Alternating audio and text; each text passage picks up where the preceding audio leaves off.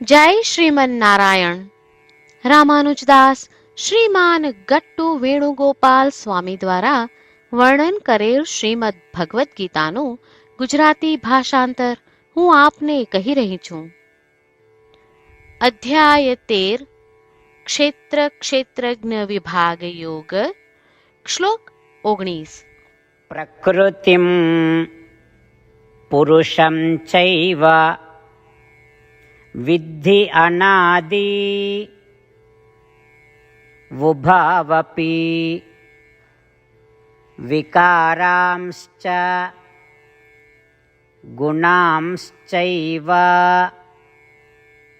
વિદ્ધિ પ્રકૃતિ સંભવાન.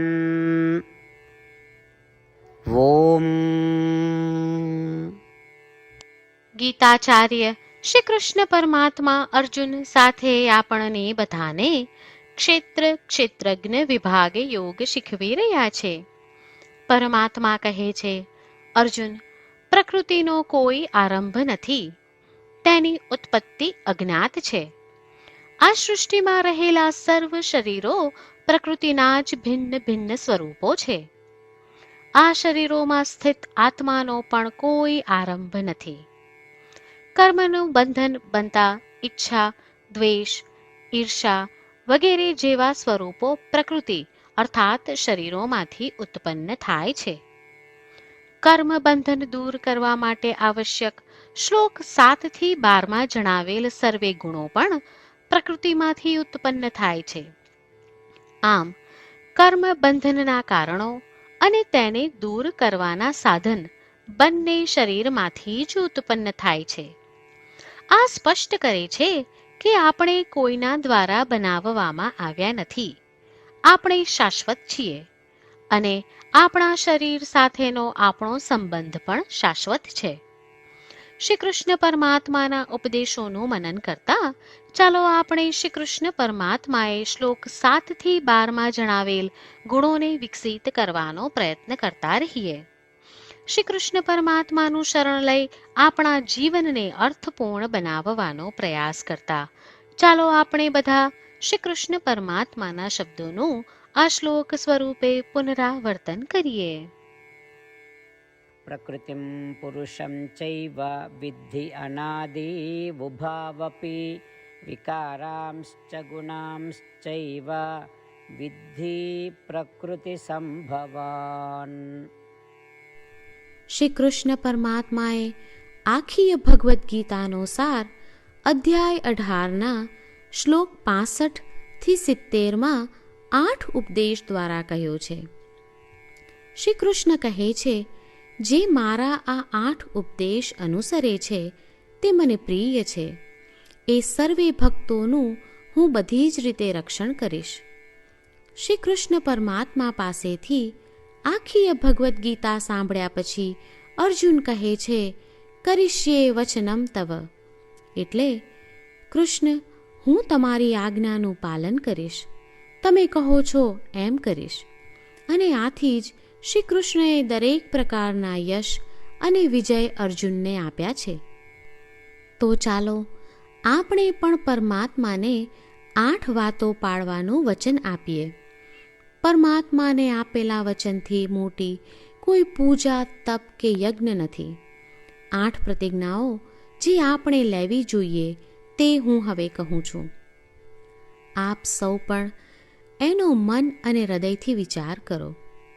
આ રીતે શ્રી કૃષ્ણને વચન આપતી વખતે આપણે સૌ શ્રી કૃષ્ણની હસતી મુખમુદ્રાનો મનમાં વિચાર કરીએ અને પરમ આનંદનો અનુભવ કરીએ. જય શ્રીમન નારાયણ. આપણા 8 વચનો આ પ્રમાણે છે. આપણું પહેલું વચન, હે શ્રીમન નારાયણ, તમારા ઉપદેશ પ્રમાણે હું હંમેશા તમારું ધ્યાન અને ચિંતન કરીશ.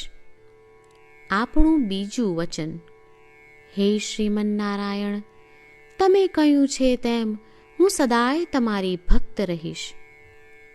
આપણું ત્રીજું વચન, હે શ્રીમન નારાયણ, હું મારા કર્મો તમને સંતોષ થાય તેમ અને તમારી સેવા માટે કરીશ. આપણું ચોથું વચન. હે શ્રીમન્નારાયણ, તમે અનુસરવા કહ્યું છે તેમ મને પૂર્ણ શ્રદ્ધા છે કે હું તમારી છું. હું સદાય મારા હાથ જોડી તમને નમસ્કાર કરીશ, તમારી ભક્તિ કરીશ. આપણું પાંચમું વચન. હે શ્રીમન્નારાયણ, હું તમારા શબ્દો યાદ કરું છું. મામેકમ શરણમ વ્રજ. તમે તમારી શરણમાં આવવા કહ્યું છે. શ્રીમન્નારાયણ, હું માત્ર તમારા જ શરણમાં છું. આપણું છઠ્ઠું વચન. હે શ્રીમન્નારાયણ, આપે કહ્યું છે મા શુચ. તમે અમને આશ્વાસન આપી શોક ન કરવા માટે કહ્યું છે, તો હું દુઃખી નહીં થાઉં, શોક નહીં કરું. આપણું સાતમું વચન.